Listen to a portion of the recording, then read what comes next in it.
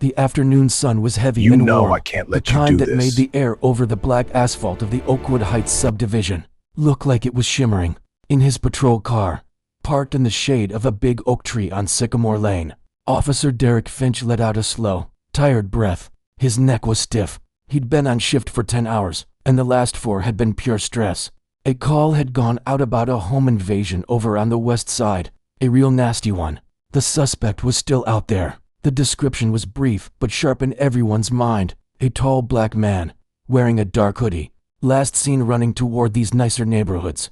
Finch had that description playing on a loop in his head. Tall black man, dark hoodie. He'd been driving these quiet, winding streets with their perfect lawns and 3-car garages for what felt like forever. His eyes scanning every shadow, every moving thing. His radio had been quiet for about 20 minutes, which somehow made it worse. The quiet felt like a trap. He took a sip of lukewarm coffee from a paper cup, grimacing at the taste. His mind wasn't just on the suspect. It was on the paperwork waiting for him back at the station, on the argument he'd had with his wife that morning about missing his kid's soccer game again, on the general, grinding weight of the job. He was keyed up, a spring wound too tight. Every normal thing a kid on a bike, a gardener blowing leaves looked, for a split second, like a threat. He was waiting for something to happen, and because he was waiting for it, he started to see it everywhere. That's when the car turned onto Willow Lane. It was a nice car, a sleek, silver sedan, clean and quiet. It glided to a stop in the driveway of a big, brick-fronted house with white columns on the porch. Number 421. Finch sat up a little straighter, his tiredness pushed aside by a jolt of focus. His eyes locked on the driver's side door. The man who got out was tall. He wore a simple, dark sweater, not a hoodie, but in the glare of the sun, the color seemed close enough. Finch's brain, already wired for a specific picture, made the connection. Asterisk tall, black, dark top. Asterisk the man stretched, arching his back like someone who'd been driving for a long time. He looked normal, unhurried. He walked to the back passenger door, opened it, and leaned in. Finch's heart started to thump a little harder against his ribs. What was he doing? Getting something out? A bag, a weapon. The home invasion suspect had been armed. The man's back was to him, a dark shape against the bright chrome of the car. He was just a man getting something from his car after a trip. But to Finch, swimming in a soup of stress and a single, hammered-in description, he was a puzzle piece snapping into a very dangerous place. He didn't see the man's face, which was calm and a little weary. He didn't notice the careful way the man handled the leather briefcase he pulled from the back seat. A fine, expensive-looking thing. He didn't register the relaxed set of the man's shoulders. All Officer Derek Finch saw was the outline, tall, black, dark clothing, in a neighborhood that had just been put on alert, bending into a car in a way that hid his hands. The procedure, trained into him over hundreds of hours, took over. The fear, personal and professional, fueled it. This could be him. This had to be him. He had to control the situation before it could explode. His hand went to the radio microphone clipped to his shoulder. His voice was tight, a little too fast. Charlie 7, I've got a possible on that bolo from the invasion. Male, matching description. At 421 Willow Lane. Out of a vehicle, acting suspicious. I'm making contact. He didn't wait for a full confirmation. He was already moving. He pushed his car door open and stepped out into the warm air. In one smooth, practiced motion, his right hand went to his hip, unsnapping the holster, and drew his service weapon. The weight of the gun was familiar, cold and solid in his palm. He brought it up, using the door of his patrol car as a partial shield, and aimed it across the roof at the man in the driveway. The sunlight glinted off the sight. Police. His shout split the quiet suburban afternoon, harsh and loud. Birds stopped chirping. Don't move. The man at the car froze. He had just closed the car door, his briefcase in one hand, his keys in the other. At the sound of Finch's voice, his whole body went still. Then, very slowly, he began to turn his head. Hands. Let me see your hands, Finch yelled, advancing now, coming around the front of his cruiser. The gun held out in front of him in a two-handed grip. His finger rested along the trigger guard. His world had narrowed to a tunnel, the front sight of his gun, and the man at the end of it. The man turned fully now. He faced Finch, and his face wasn't what Finch expected. There was no panic, no sudden anger. There was first a kind of blank confusion, like someone shaken from a deep thought. Then, as his eyes took in the uniform, the aimed weapon, the intense expression on Finch's face. That confusion settled into something else, something grave and deeply knowing. It was the look of a man recognizing a terrible old story, one he'd hoped wouldn't have this chapter. He didn't put his hands up. He held them out to his sides, slowly, showing he was holding only a briefcase and keys. His voice, when he spoke, was low. It was calm, but it wasn't weak. It carried across the 20 feet between them, with a steady clarity that was somehow more unnerving than yelling would have been. "Officer," he said, "my name is Marcus Thorne. I live here. This is my house." Finch heard the words, but they didn't penetrate. The fear and the momentum had him. A suspect would say anything. A suspect would lie. "I don't care what you say. Get on the ground, now. Face down on the ground." His own voice sounded strange to him, high-pitched with the strain. The man Marcus didn't comply immediately. He held Finch's gaze. "My identification is in my back pocket. My wallet, you can check it. Can we please do this calmly? The only thing I need you to do is get on the ground." Finch took another step forward. The gun didn't waver. In the windows of the big houses around them, blinds twitched. A curtain moved. The quiet street was now a stage, and they were the only players. Marcus Thorne took a slow breath. He looked from the barrel of the gun to Finch's eyes, and in that look, there was a profound disappointment, a sadness that seemed ancient. The sound of the man's briefcase settling on the concrete was too loud in the sudden quiet. It was a soft thud, but to Officer Finch, it sounded like a door slamming shut. He watched, his finger tense alongside the trigger guard. As the man slowly lowered himself to the ground, he moved with a stiff, careful precision, like someone trying not to spill a full glass of water. First one knee, then the other. Then he leaned forward, extending his hands in front of him, before finally lying flat, his face turned to the side, his cheek pressed against the sun-warmed pavement of his own driveway. Finch began to move forward. His boots made a gritty sound on the asphalt. Every step felt huge. The world was still that narrow tunnel, his gun, the man on the ground, and the space between them. The nice car, the big house, the twitching curtains in the neighbors' windows, they were just blurred shapes. At the edge of his vision, arms out, palms up, Finch barked, his voice still tight and sharp. The man on the ground complied, spreading his arms wide. His fingers were open. He didn't clench his fists. He just lay there, a dark shape against the light gray concrete. He was breathing, his back rising and falling slowly. Too slowly, Finch thought. Shouldn't he be panting with fear? Shouldn't he be trying to explain, to beg? This calmness was all wrong. It felt like a challenge. It made the itch between Finch's shoulder blades worse. He stopped a few feet away, his gun still aimed at the man's center mass. The procedure was to holster the weapon before moving into handcuff.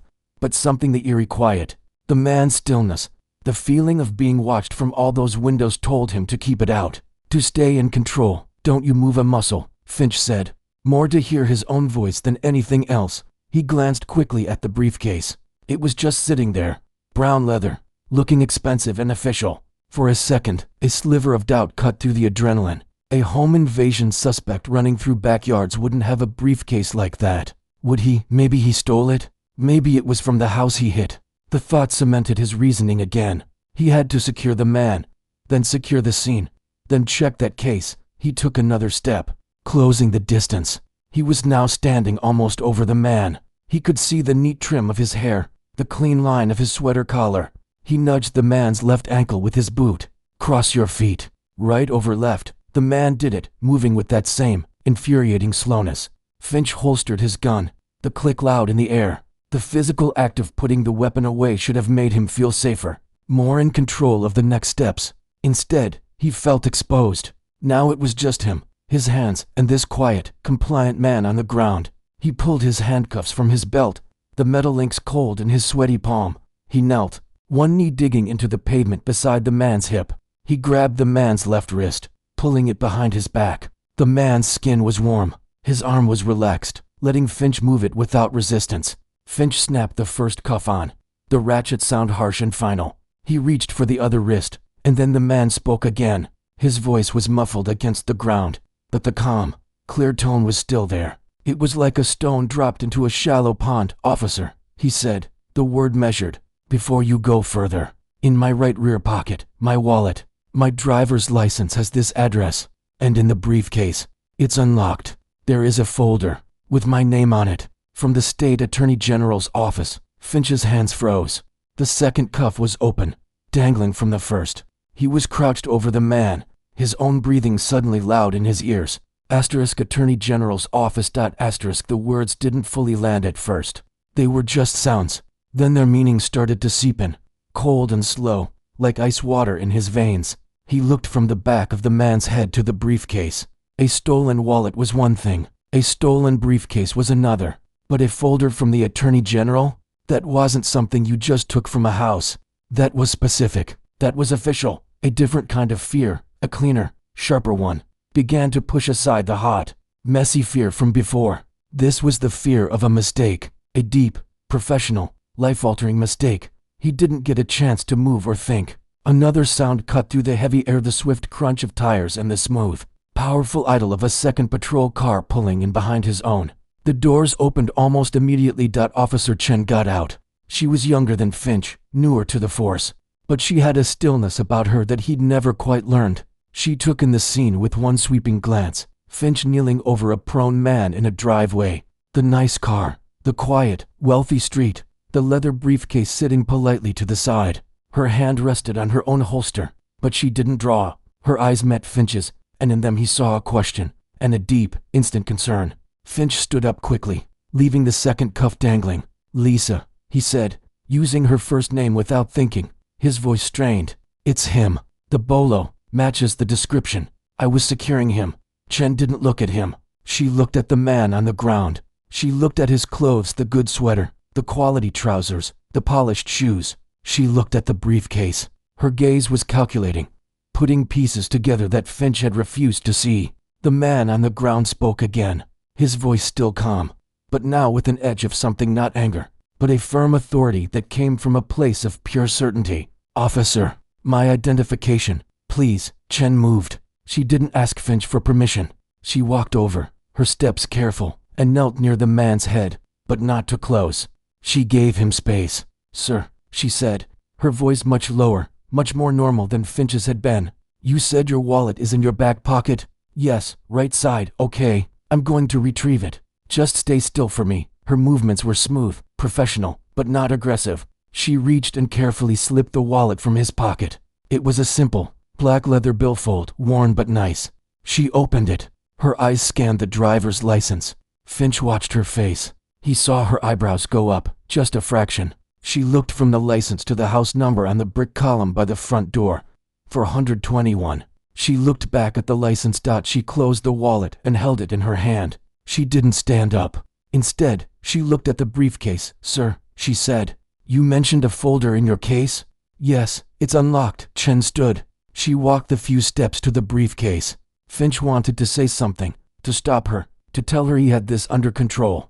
But the words were stuck. He could only watch as she snapped on a pair of latex gloves from her pocket, a simple, procedural act that suddenly made everything feel horrifically formal, and clicked open the latches of the briefcase. She lifted the lid. Inside were neat stacks of paper, a pen, a reading glasses case, and on top, a large, formal folder. It was thick, cream-colored cardstock. She lifted it out.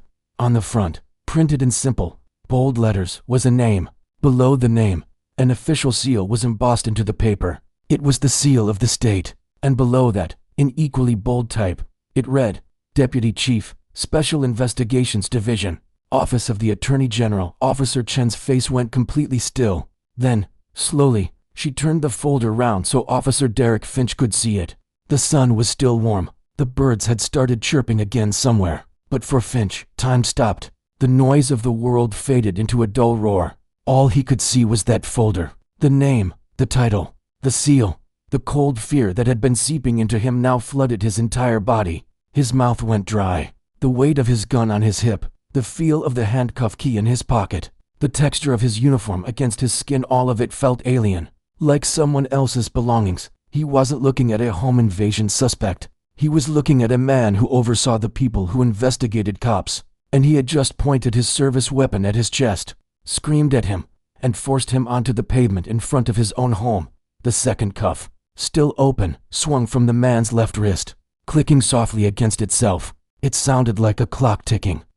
The sound of the ticking handcuff was the only thing Finch could hear. It was a tiny, metallic sound, but it seemed to fill the whole street. He stared at the folder in Officer Chen's hands.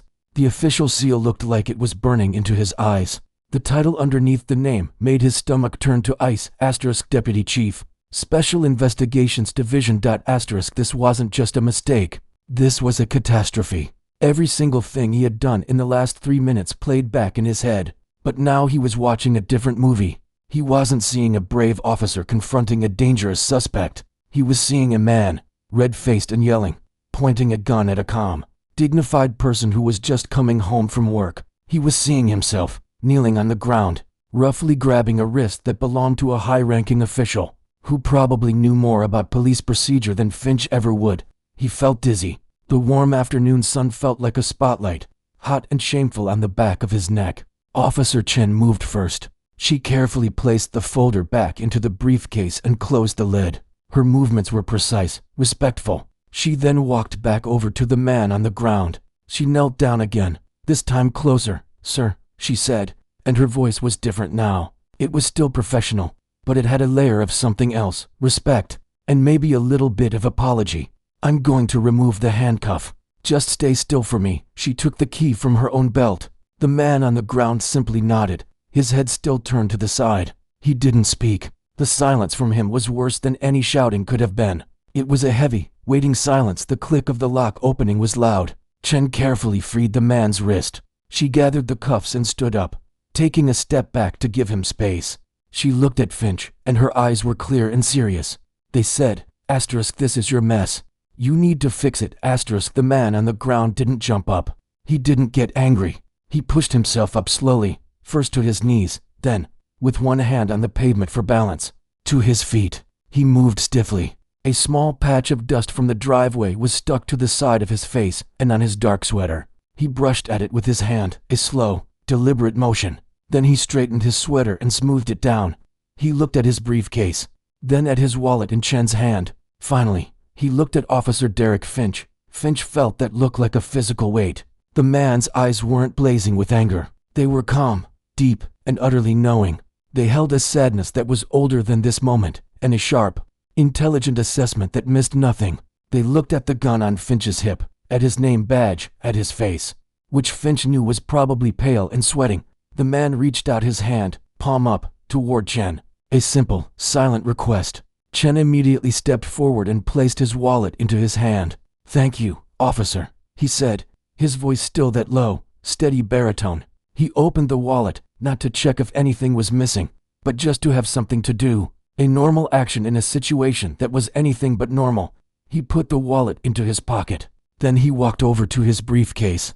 He didn't look at Finch. He picked it up, brushed a speck of nothing off the top, and held it at his side. Finch knew he had to say something. His mouth was so dry his tongue felt like it was stuck to the roof of it. He had to explain. He had to make this right. "Sir, he started, but his voice cracked. It was a weak, pathetic sound. He cleared his throat. There was a bulletin.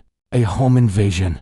The suspect was described as a tall man in dark clothing. I saw you get out of the car, and I made I thought you were him." The man listened. He just listened, his head slightly tilted. He didn't interrupt. When Finch stumbled to a stop, the man nodded. "Just once. I understand there was a bulletin," the man said. His words were chosen carefully, like he was weighing each one. "I do not fit the description beyond the broadest possible categories. You did not see my face. You did not ask a single question. You did not assess the situation." He paused, letting those facts hang in the air between them. "You saw a color and a height, officer, and you escalated to the highest possible level of force without a single intervening step." Each sentence was a quiet, precise hammer blow. Finch wanted to argue, to say that he had assessed it, that it was a tense situation, that he was following his training to control a potential threat. But looking at this calm man with the state seal on his briefcase, all those arguments crumbled into dust. They sounded like excuses, even in his own head. My intention was to secure the scene," Finch managed to say, but it sounded hollow. "The scene," the man repeated softly. He looked around at his driveway, his car, his house. "This is my home. This is the scene you created." From her patrol car, the radio crackled to life. The dispatcher's voice, tinny and clear, cut through the tension. All units, update on the bolo for the home invasion suspect. Subject is in custody. Repeat. Subject is in custody at the corner of Maple and Vine. West Precinct has him. The words landed in the quiet street like a bomb wrapped in a blanket. There was no sound, but the impact was total. Officer Chen closed her eyes for a brief second, a pained look on her face. She then looked at the ground, shaking her head just a little. Finch felt the last bit of solid ground fall away from under his feet. The suspect was caught. Miles away. 10 minutes ago. That meant from the very first second, he had been wrong. Completely, utterly, embarrassingly wrong. He hadn't been preventing a crime. He was the problem. The man from the Attorney General's office heard it too. A very slight, almost imperceptible tightening around his eyes was his only reaction. He didn't say "I told you so." He didn't need to. The radio had said it for him. He looked from Finch to Chen and back again. "I assume," he said, his tone shifting into something even more formal, more detached, "that both of your body-worn cameras were activated during this encounter." It wasn't really a question. It was a statement of fact and a promise of what was to come.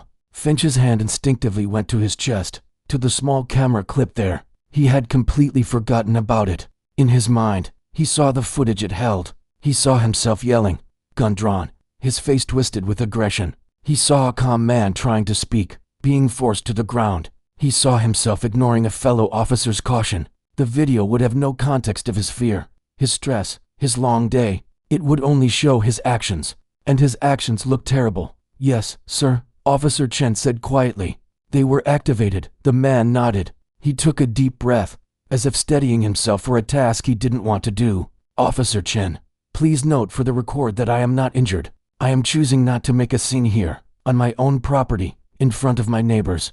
He said the words with a quiet dignity that made Finch feel about 2 inches tall. "However, this is not over. I will be contacting your chief of police directly, and my office will formally request all footage from this incident, as well as Officer Finch's dispatch call and initial report. There will be a full review." He wasn't yelling. He wasn't threatening. He was just stating what would happen next, with the absolute certainty of a man who knew how the machinery of justice worked. Because he helped run it. He finally turned his full attention to Finch. The disappointment in his eyes was a physical thing. "Officer," he said, and the word was like a stone. "You pointed a deadly weapon at an unarmed, compliant citizen on his own property based on nothing but assumption. You created a dangerous situation where none existed. You will have to answer for that." He didn't wait for a reply. He turned, walked to his front door, inserted his key, and stepped inside. The door closed behind him with a soft, solid thud, and Officer Derek Finch was left standing in the middle of the quiet, sun-drenched driveway, with the dust from where the man had lain still visible on the pavement, and the crushing weight of what he had done finally, fully, settling on his shoulders. For a long moment, nothing moved on the driveway. The sound of the closing door seemed to echo, not in the air, but inside Officer Finch's head. It was the sound of a door slamming on his career, on his reputation, on the way he saw himself. He stood there, his feet rooted to the concrete. The sun was still bright, but he felt cold. He could see Officer Chen out of the corner of his eye. She was walking slowly back to her patrol car, her head down, one hand rubbing her forehead. She looked tired, and older than she had 10 minutes ago. He should do something. He should go to the door and apologize again. He should write something in his notebook. He should call his sergeant, but his body wouldn't listen.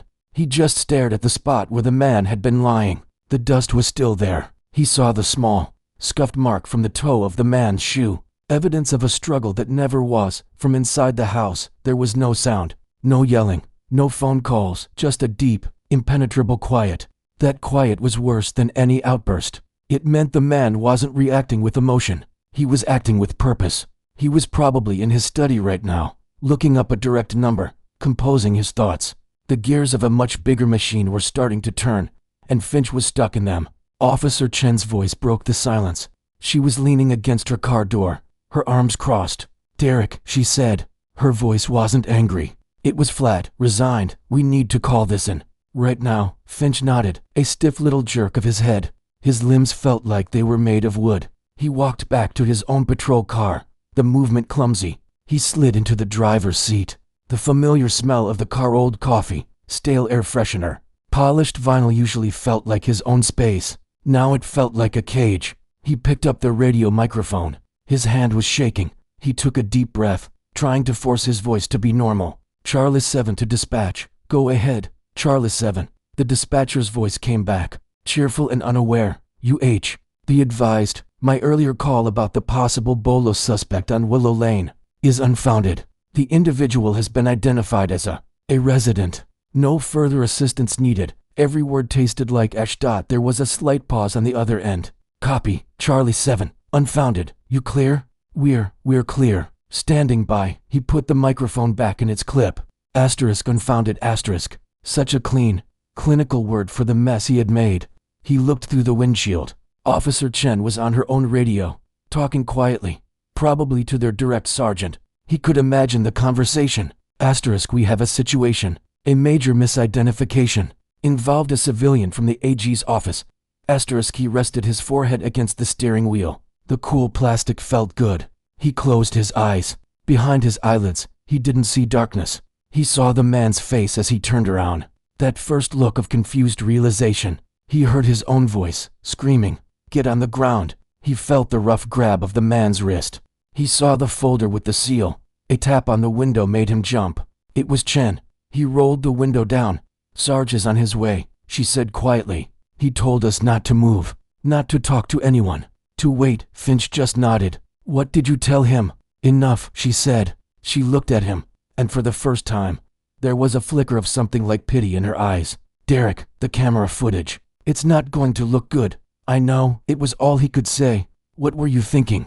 The question wasn't an accusation. It sounded like genuine confusion, like she was trying to solve a puzzle. He opened his mouth, but no good answer came out. "I was thinking he was the guy," Finch mumbled, staring straight ahead. "The description I saw him and I knew I didn't think. I just reacted." "You didn't see a person," Chen said, her voice still low. "You saw a description, and you skipped every single step we're supposed to take. You didn't observe. You didn't ask. You just went straight to the gun. On a guy getting a briefcase out of his car." She shook her head again, a slow, disbelieving motion. In this neighborhood, her words just confirmed what he already knew. He had been a hammer, and he had seen a nail. A very, very important nail. They stood in silence for a few minutes. A neighbor from across the street came out to get his mail. He didn't look at them. He grabbed his letters, glanced quickly at the 2 patrol cars, and went back inside, shutting his door a little too firmly. The story was already spreading. Not the true story, but the one people would tell. Asterisk cops had a man on the ground over on Willow. Guns drawn. Must have been something serious. Asterisk if only they knew how not serious it was. If only they knew it was nothing at all. A dark blue unmarked sedan pulled into the driveway, moving fast and stopping sharply. Sergeant Miller got out. He was a big man, built like a retired football player, with a bald head and a thick mustache. He didn't look at the house. He walked straight to Finch's window out of the car. "Finch," he said. His voice had no emotion in it. It was pure business. Finch got out. He stood at attention, like he was a rookie again. Miller looked him up and down. "Your body cam on?" "Yes, Sergeant, give it to me." "Now." Miller held out his hand. Finch unclipped the small camera from his chest. It felt hot, like it was burning a hole in his hand. He placed it in Miller's open palm. The sergeant dropped it into an evidence bag he pulled from his pocket. He did the same with Chen's camera when she handed it over without being asked. "Both of you, in my car, now." They got into the back of the unmarked sedan. Miller got in the driver's seat but didn't start the engine. He turned around to look at them, his arm over the seat back. "Start from the beginning," he said, looking at Finch. "Don't leave anything out. And for God's sake, be honest." So Finch talked. His voice was a monotone. He told him about the long shift, the bolo, the stress. He described seeing the car, the man, the dark sweater. He admitted he'd called it in as a possible before he'd even truly assessed the situation. He described drawing his weapon, the commands, forcing the man down. He told him about the man speaking, about his own refusal to listen. He told him about Chen arriving, about the wallet, about the briefcase, and the folder. When he got to the part about the folder and the title, Sergeant Miller's face, usually so hard to read, seemed to sag. He closed his eyes for a long second and pinched the bridge of his nose. "You have got to be kidding me," he said, more to himself than to them. When he opened his eyes, they were tired, And then the bolo cancellation came over the air. Yes, Sergeant, Chen said softly. Miller let out a long, slow breath. He looked out the window at the big, quiet house. Do you have any idea? He said, his voice low and gravelly. What you've just started. This isn't an internal complaint. This isn't a citizen with a lawyer. This is the * Special Investigations Division *. They * internal affairs, but with more power. They investigate corruption, officer-involved shootings, systematic abuse. And you just gave their deputy chief a personal, front row seat to what they probably write reports about every day. Each word was a nail in a coffin. Finch's throat was so tight he could barely breathe. What happens now? Finch asked, his voice barely a whisper. Now? Miller turned back, his expression grim. Now, you go home. You are on immediate administrative leave. Do not put on your uniform. Do not come to the station. Do not talk to anyone about this. Not your buddies, not your wife, not your dog. I am dead serious. The chief is already on the phone, probably having the single worst conversation of his life. There will be an investigation, a real one. They will pick this apart. Your training record, your past conduct, your state of mind today, everything. He looked at Chen. You'll be interviewed. You did the right thing by checking the ID. That will matter. But you're a witness to this disaster. Miller started the car. I'm taking you both back to the station to get your personal things. Separate cars. Then you go home, Finch, and you wait. As the car pulled out of the driveway, Finch looked back at the house. It stood there, peaceful and grand in the afternoon light. A home, just a man's home. And for 12 minutes, he had turned it into a crime scene. He had turned the man who lived there into a suspect. And in doing so, he had turned himself into the subject of an investigation that would define the rest of his life. The regret wasn't just a feeling anymore. It was his new reality.